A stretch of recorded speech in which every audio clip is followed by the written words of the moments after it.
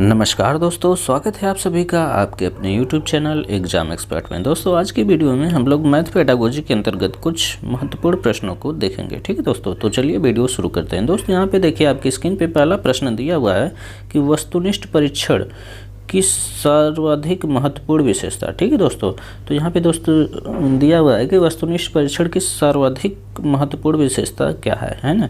और आपको ऑप्शन में दिया हुआ है कि विश्वसनीयता होती है, वैधता होती है, ये सभी हैं, या वस्तुनिष्ठता। ठीक है दोस्तों, तो इनमें से आपको सही उत्तर बताना है कि सही उत्तर क्या होगा। ठीक है दोस्तों, तो चलिए हम यहाँ पे आपको बताते हैं कि इसका सही उत्तर क्या होगा। दोस्तों यहाँ पे देखिए एक चीज़ आप प्रश्न में ध्यान दीजिए, नोट करने वाली बात यह है कि इसने सर्वाधिक महत्वपूर्ण पूछा है।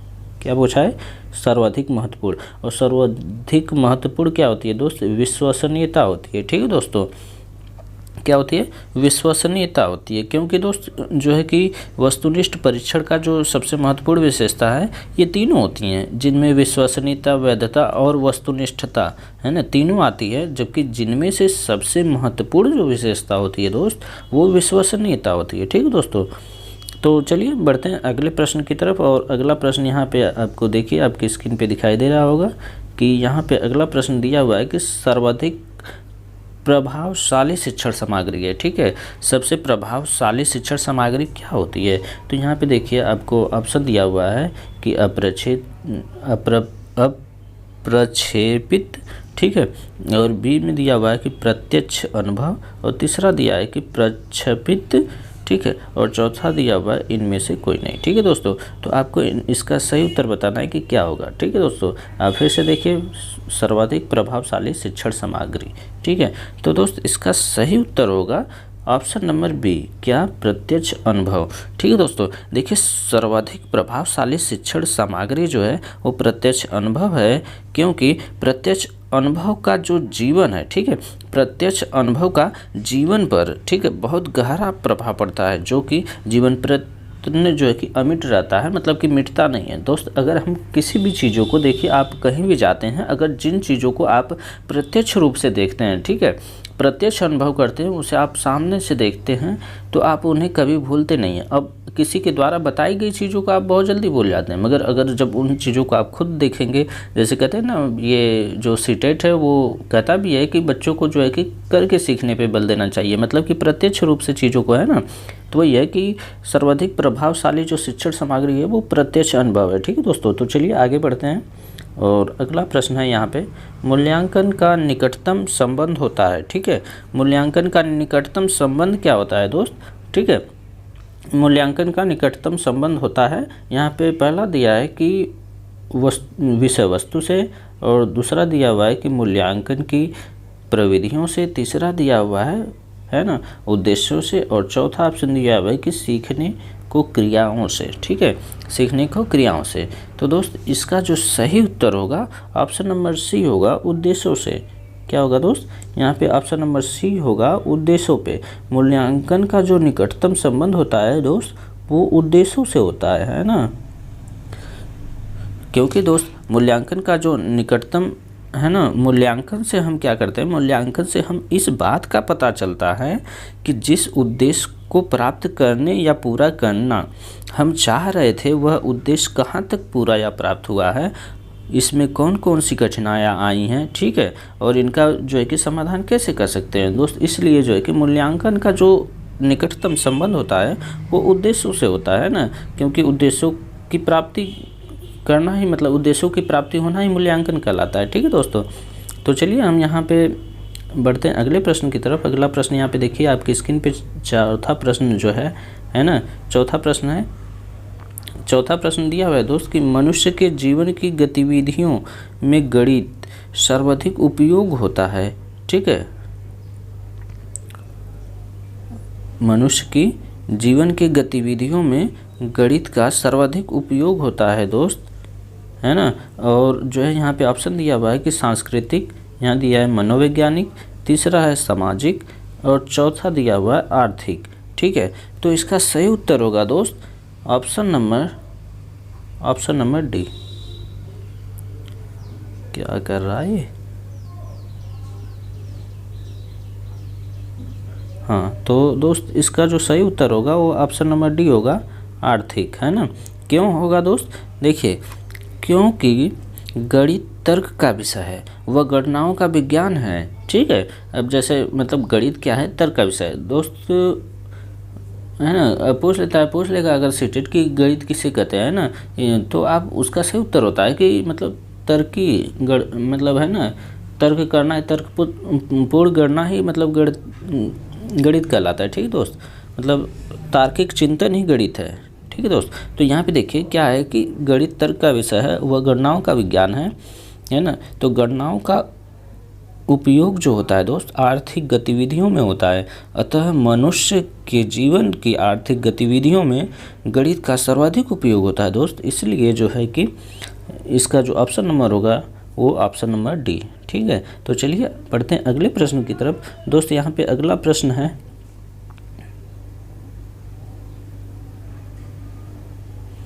इसे थोड़ा छोटा कर लेते हैं। अच्छा, इनमें देखिए थोड़े ऑप्शन जो है इधर उधर हो गए हैं, तो उससे कोई दिक्कत नहीं है। ठीक है दोस्त, तो यहाँ पे देखिए जो प्रश्न दिया हुआ है, प्रश्न इस प्रकार है। हाँ, अब सही है। प्रश्न इस प्रकार है दोस्त कि उपलब्धि परीक्षण एवं निदानिक परीक्षण में अंतर है। ठीक है, उपलब्धि परीक्षण क्या होता है दोस्त? उपलब्धि परीक्षण एवं नैदानिक परीक्षण में अंतर पूछा है। ठीक है, उपलब्धि परीक्षण और नैदानिक परीक्षण में अंतर। यहाँ पे पहला ऑप्शन दिया हुआ है कि उद्देश्यों का, और दूसरा है प्रकृति का, और तीसरा है इनमें से कोई नहीं, और ये जो दिया है कठिनाई का स्तर। ठीक है दोस्त, तो इसका जो ऑप्शन नंबर सही होगा वो होगा ए। ठीक है, ऑप्शन नंबर ए सही होगा दोस्त, उद्देश्यों का, है ना। उपलब्धि परीक्षण एवं नैदानिक परीक्षण में अंतर जो होता है वो उद्देश्यों का अंतर होता है। ठीक है, क्योंकि दोस्त उपलब्धि परीक्षण से आशय है विद्यार्थी कितना सीखा इसकी जानकारी, जबकि नैदानिक परीक्षण में क्या है दोस्त? नैदानिक परीक्षण से आशय है विद्यार्थी को सीखने में आने वाले व्यवधान, मतलब जो भी कठिनाइयाँ हो रही हैं उनकी जानकारी करने से, है ना, है। अर्थात दोनों परीक्षण में उद्देश्यों का अंतर है। तो चलिए यहाँ पे हम लोग आ गए हैं प्रश्न नंबर 6 पे। दोस्तों यहाँ पे देखिए प्रश्न नंबर 6 क्या कह रहा है। प्रश्न नंबर 6 कहता है दोस्त कि निम्नलिखित में से गणित में निदानात्मक परीक्षण का उद्देश्य नहीं है। ठीक है दोस्तों, किसका उद्देश्य नहीं है? तो दोस्त निदानात्मक परीक्षण का उद्देश्य नहीं है, ये हमें पता करना है। ठीक है, तो यहाँ पे देखिए प्रश्न नंबर 1 कहता है दोस्त कि बच्चों में अधिगम के दौरान कमियों व कमजोरियों को ज्ञात करना। ठीक है, क्या है? अधिगम के दौरान बच्चों में कमियों व कमजोरियों को ज्ञात करना। बी ऑप्शन कहता है दोस्त कि बच्चों की प्रगति रिपोर्ट बनना, जबकि सी ऑप्शन कहता है दोस्त कि अभिभावकों को प्रतिपुष्टि देना, और ऑप्शन नंबर डी कहता है कि उपरोक्त में से कोई नहीं। ठीक है दोस्तों, तो चलिए इसका हम उत्तर आपको बताते हैं कि इसका उत्तर क्या होगा। तो दोस्तों देखिए क्या है, निदानात्मक परीक्षण, है ना। निदानात्मक परीक्षण का उद्देश्य जो है दोस्त, ये देखिए नहीं है तो बच्चों की प्रगति रिपोर्ट भरना। ठीक है दोस्तों, तो बच्चों की प्रगति रिपोर्ट भरना गणित शिक्षण में निदानात्मक शिक्षण का उद्देश्य नहीं है। ठीक है दोस्तों, तो चलिए यहाँ पे हम लोग बढ़ते हैं प्रश्न नंबर 7 की तरफ। प्रश्न नंबर 7 है दोस्तों आपकी स्क्रीन पे। इसमें देखिए क्या कह रहा है कि कौन सा अन्य 3 से अलग है। तो दोस्तों यहाँ पे हम आपको बता दें, यहाँ पे देखिए प्रश्न नंबर 1 जो ऑप्शन नंबर ए है दोस्तों, ये कह रहा है कि मीटर, और जबकि ऑप्शन नंबर बी कहता है दोस्त इंच, और ऑप्शन नंबर सी कह रहा है कि फुट, और ऑप्शन नंबर डी कहता है ग्राम। ठीक है दोस्तों, तो इसका सही उत्तर हो जाएगा दोस्तों ग्राम, है ना, ग्राम। क्योंकि दोस्तों अब देखिए क्या है ना, देखिए दोस्तों अब क्या है कि ये देखिए मीटर क्या है दोस्तों, मीटर से हम क्या नापते हैं? दूरी, है ना, कितना किलोमीटर, है ना। देखिए दूरी नापते हैं, क्या नापते हैं? दूरी। ठीक है, तो यहाँ पे हम मीटर से नापते हैं दूरी। ठीक, मीटर से हम नापते हैं दूरी, और यहाँ पे हम लिख देते हैं दूरी। ठीक, अब देखिए दोस्त इंच से भी हम क्या नापते हैं? दूरी, और फुट से भी क्या नापते हैं दोस्त? दूरी। और ग्राम से नापा जाता है क्या? ग्राम से नापा जाता है द्रव्यमान। ठीक है, तो इसलिए जो हो जाएगा इसका ग्राम जो हो जाएगा दोस्त वो इन तीनों में से भिन्न है। तो चलिए हम बढ़ते हैं अगले प्रश्न की तरफ दोस्त। जो अगला प्रश्न है, प्रश्न नंबर 8 आपके स्क्रीन पे कुछ इस प्रकार है, 10 ग्राम से संबंधित है ना। अब देखिए दोस्त यहाँ पे दिया हुआ है ऑप्शन में, प्रश्न आपको क्या दिया है कि 10 ग्राम है, और ये क्या दिया है, पहला कहता है दोस्त कि एक चीनी पुरानी पहेली है। ठीक, और जो है कि दूसरा क्या कह रहा है दोस्त कि विभिन्न ज्यामितियों आकारों की पहचान के लिए प्रयोग करना, है ना। और ऑप्शन नंबर 3 जो ये तीसरा कथन है दोस्त, तीसरा कथन कह रहा है कि इसके 5 या 7 टुकड़े होना। तो दोस्त इसमें से आपको क्या करना है, सही उत्तर छांटना है। और सही उत्तर दोस्तों अब देखिए यहाँ पे पहला ऑप्शन ए जो है वो कह रहा है कि पहला और दूसरा, जबकि बी कहता है दोस्त कि दूसरा और तीसरा, और सी कह रहा है कि केवल एक, और चौथा कह रहा है कि ये सभी। तो दोस्त इसका सही उत्तर क्या हो जाएगा? तो चलिए हम थोड़ा आपको व्याख्या कर देते हैं इसकी। दोस्त क्या है 10 ग्राम, क्या होता है और क्या है इसकी प्रोसेस, है ना। तो दोस्त देखिए 10 ग्राम एक चीनी, है ना, एक बहुत पुरानी चीनी पहेली है जिसमें 5 या 7 टुकड़ों को मिलाकर विभिन्न प्रकार के ज्यामितीय आकृतियों के आकारों की पहचान की जाती है। और क्या होता है दोस्त, है ना, क्या होता है कि जिसमें 5 या 7 टुकड़े होते हैं और विभिन्न आकार की ज्यामितियों और आकारों की पहचान के लिए प्रयोग किया जाता है। तो वो देखिए इसमें कि तीनों मिल गए और तीनों क्या है, ये सभी, है ना। तो इसका सही उत्तर हो जाएगा ये सभी। ठीक है दोस्त, तो चलिए हम बढ़ते हैं नेक्स्ट प्रश्न की तरफ। प्रश्न नंबर 9, है ना।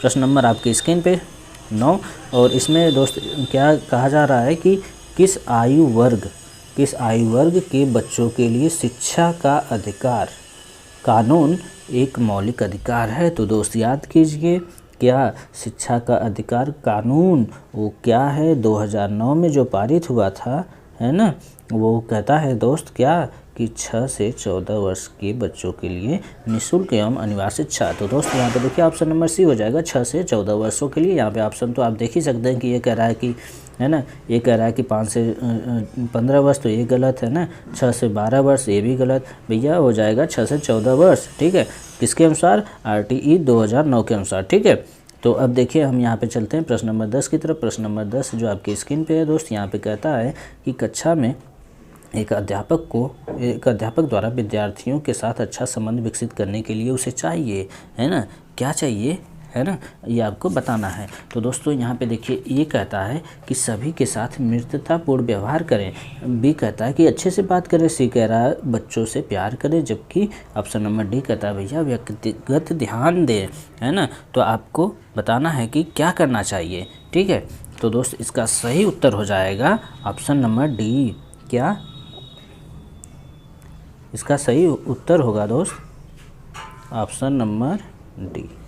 कैसे, देखिए भैया, कक्षा में जो गणित शिक्षक है ना, शिक्षक द्वारा विद्यार्थियों के साथ एक अच्छा संबंध विकसित करने के लिए चाहिए कि वह प्रत्येक छात्र को व्यक्तिगत ध्यान दे, जिससे शिक्षण अधिगम की प्रक्रिया जो है सुचारू रूप से चल सके, है ना। क्योंकि देखिए जो कक्षा में कुछ बालक जो होते हैं वो थोड़ा ज़्यादा तेज़ तर्राक होते हैं, मतलब अच्छे से कुछ चीज़ों को बहुत जल्दी सीख लेते हैं, और कुछ होते हैं बहुत, है ना, लेट सीखते हैं, और उन्हें मतलब कुछ कठिनाइयाँ भी होती हैं सीखने में। तो आप उन्हें व्यक्तिगत थोड़ा ध्यान देंगे और उनकी कठिनाइयों को दूर करेंगे तो वो भी जो है कि सामान्य बालक की तरफ आ जाएंगे। ठीक है, तो चलिए यहाँ से हम बढ़ते हैं अब अगले प्रश्न की तरफ। अगला प्रश्न दोस्त यहाँ पे देखिए क्या कह रहा है। अगला प्रश्न है दोस्त आपकी स्क्रीन पे, है ना। अगला प्रश्न है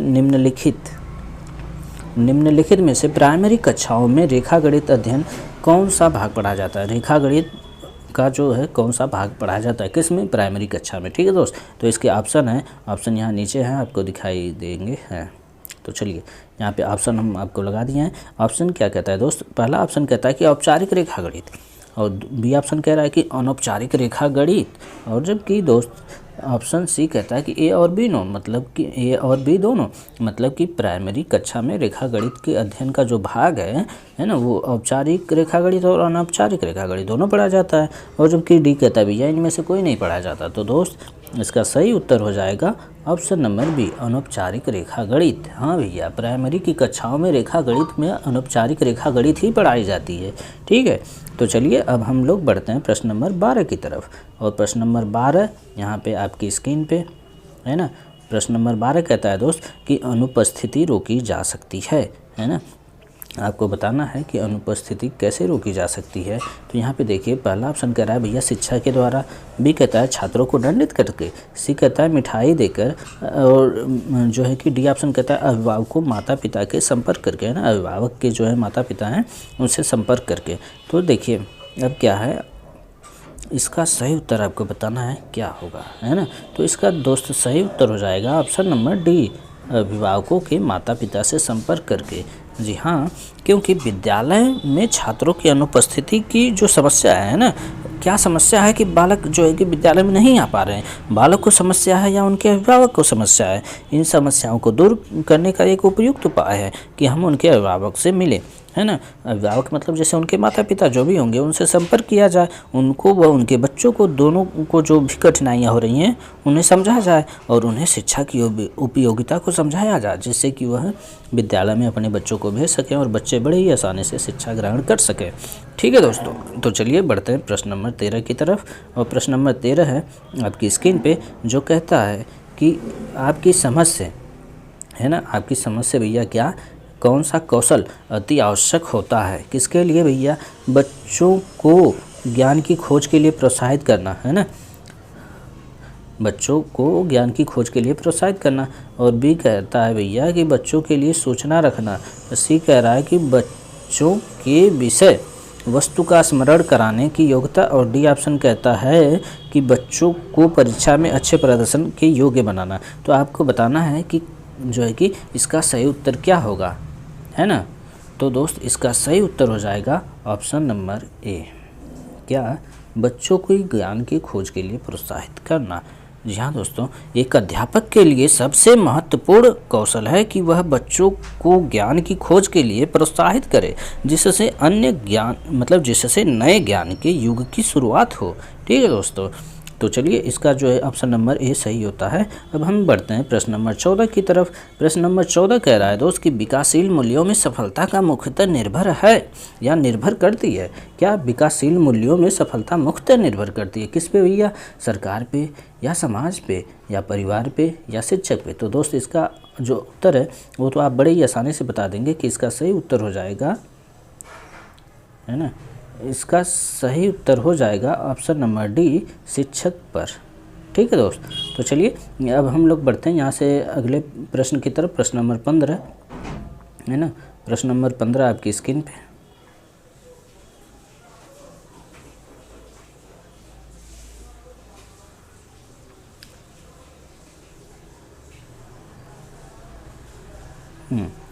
प्रश्न नंबर 15 है कि कक्षा में एक छात्र बोलने में कठिनाई महसूस करता है, स्वयं की अभिव्यक्ति के लिए आप उसे कैसे प्रोत्साहित करेंगे। तो भैया ऑप्शन नंबर ए कहता है कि परिचर्चा का आयोजन करा के। बी करता है कि ऐसे खेलों का आयोजन करके जिसमें बच्चे बोलना पसंद करें, है ना। और सी कहता है कि जो स्वयं की अभिव्यक्ति अच्छे ढंग से करे उसे अधिक अंक देकर। और डी कहता है कि भैया बच्चों को कक्षा की गतिविधियों में भाग लेने के लिए प्रोत्साहित करके। ठीक है दोस्तों, तो आप बताइए कमेंट करके नीचे कि इसका सही उत्तर क्या होगा। तो दोस्तों इसका सही उत्तर हो जाएगा ऑप्शन नंबर बी, क्या, ऐसे खेलों का आयोजन करा के। हाँ दोस्तों, मतलब कि जैसे देखिए यदि कक्षा में कोई भी छात्र बोलने में कठिनाई महसूस करता है तो शिक्षक को चाहिए कि वह ऐसे खेलों का आयोजन करे जिससे छात्र बोलने के लिए प्रेरित हो।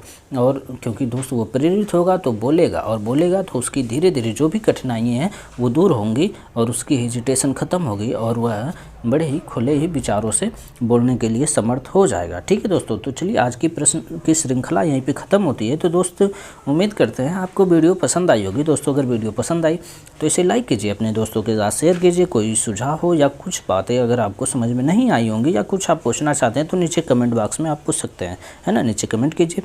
दोस्त अगर आप हमारे चैनल पर पहली बार आए हैं तो चैनल को सब्सक्राइब कर लीजिए, क्योंकि हम आगे आपके लिए मतलब ऐसे ही काफ़ी हेल्पफुल वीडियो लाता रहूँगा। ठीक है दोस्तों, तो मिलते हैं आपसे अगले मैथ पेडागोजी के एक नई वीडियो के साथ। तब तक के लिए थैंक यू, बाय बाय।